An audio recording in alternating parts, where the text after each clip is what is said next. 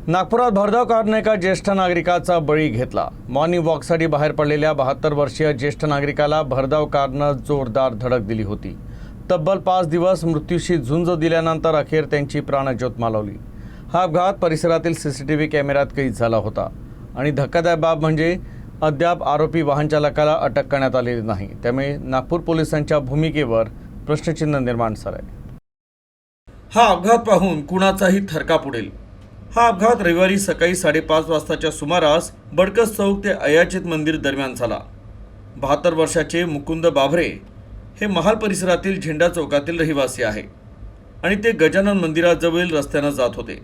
मात्र भरधाव वेगाने आलेल्या कारनं त्यांना जोरदार धडक दिली आणि अपघातानंतर काही मिनिटातच कार चालक कार घेऊन फरार झाला।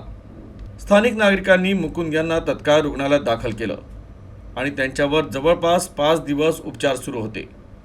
मात्र गुरुवारी उशिरा रात्री त्यांचा उपचारादरम्यान मृत्यू झाला।